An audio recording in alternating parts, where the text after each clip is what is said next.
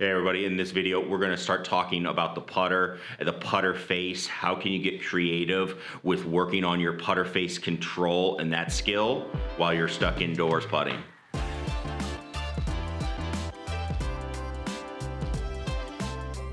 Hey everybody, Scott Ogan coming at you. We are gonna go through again the putter. We're gonna get the ExPutt out. Gonna do a couple of drills that I like to do. Some people might call these games. I think these are drills in my opinion, because when you talk with people that get really good at this game, these are the type of activities that they do. Now they do the technical side as well, but especially as they were getting into the game, these are the type of activities they did, and we're gonna show it to you as we go. Before we do that, we are going to have more with the Mevo Plus, going through all the tiles and what you can do to change those, so don't miss out on that. Click that subscribe button down below. Also, if you're interested in getting an ExPutt of your own, don't miss out on that opportunity. One of the best pieces of tech I've ever bought for golf. It's fantastic.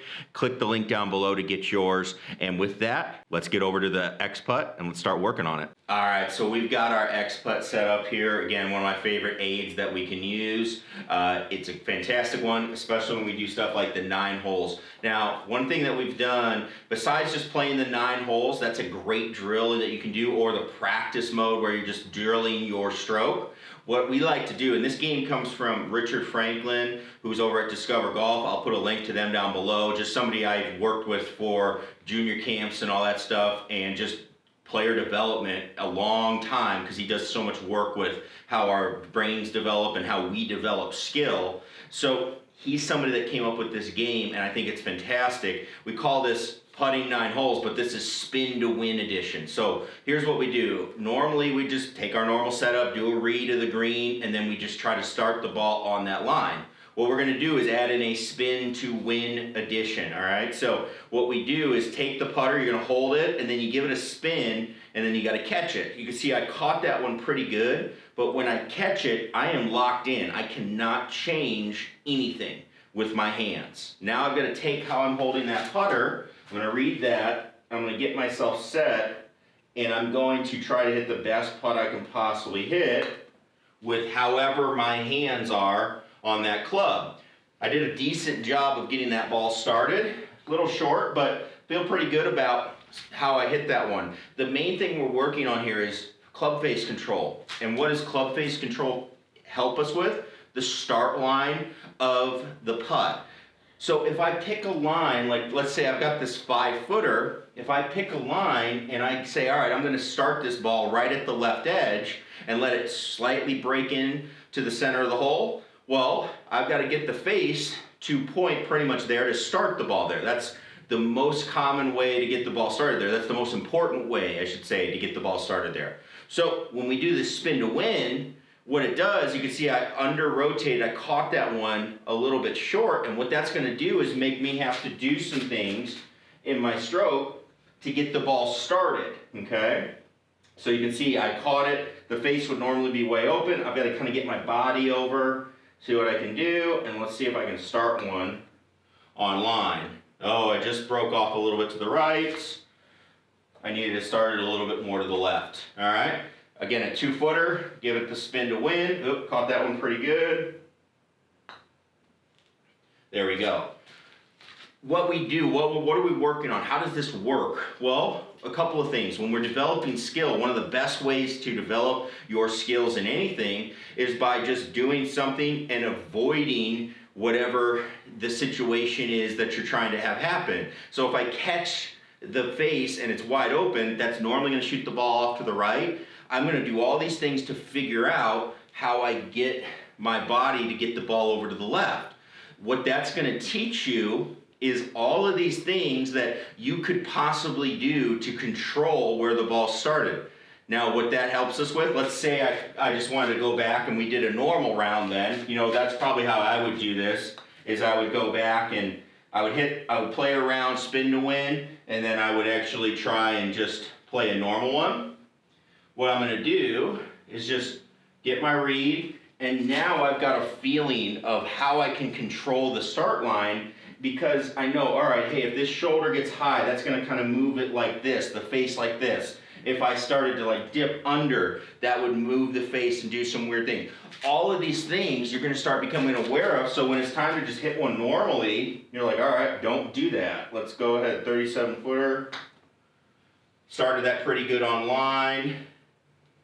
Gonna come up a little short, but felt like it was a pretty good putt, maybe under red just a little bit. And yeah, pretty good as far as getting that ball online. So you're gonna see that you have a better understanding of what goes on. Again, when we see people that have played the game really, really well, they usually have some story of this is the type of drill they did. Hey, I'm going to hit a shot and purposely top the ball. That's something they try to do. They try to do, a lot of these trick shot people that are out there, they're trying to do these weird things. That actually really helps their game because they have so much control of the club that they can make the ball do whatever they want it to do. That they're usually not bad players that are trick shot people. They usually can play a little bit too.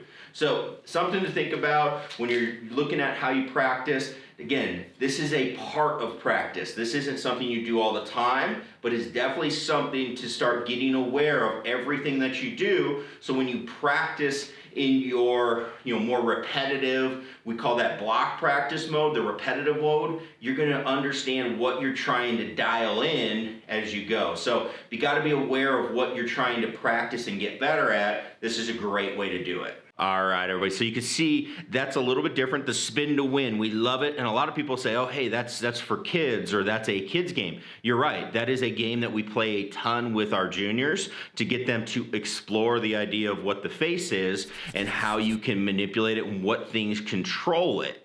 That is something that for their age level is really, really important. I think it makes them very good without actually intruding into their head and getting them thinking about too much. Now, with that said, adults, we need to do that a lot as well. A lot of times we're overthinking. We're not making this a reactionary sport. One of the things that I always hear people say to me is, all right, I go out and putt, and like when I just go walk up and knock the ball, I'm always like making it. It's like, yeah, you're making this as reactionary as possible, and you're able to just knock the ball in the hole. That's something that we need a little bit more of, and these types of activities can do that. Now, I'm not saying there isn't a time and place to just set up a teed gate, knock some putts in through the center, and build up some repetition and confidence. There's absolutely a time and place to do that, but a big part of what people miss, and you're gonna see that in our upcoming practice video, is they miss this development of experimentation. How are you gonna deal with all these variety of elements that come out on the golf course? So a fun game, one to try, especially if you've been putting a lot, you're like, hey, I need something to just kind of spice it up. But again, I think you're gonna learn a ton because you're gonna learn how all these things can start to manipulate what the putter face does. You're gonna be super aware of that, and you're gonna get a good feel for what works best for you, which is ultimately what it all comes down to. That's gonna make you the most confident and best putter you can be. So thank you again, everybody, so much for watching. Leave us a comment. Let us know if you like types of activities like this. This is kind of our third stage of when we're working with players. You're getting into something like this because we want to randomize your practice. We want to make things a little bit more interesting. So let me know if you like these to go along with our Mevo Plus videos with the tiles. We have plenty of them to go with. And again, shout out to Discover Golf for their help with games and all that stuff. So that's it. Thank you so much, everybody, for watching. We will see everybody in the next video. Click the subscribe button if you're not a subscriber. Leave us a like, leave us a comment. Really do appreciate that. Everybody be safe, healthy. Peace.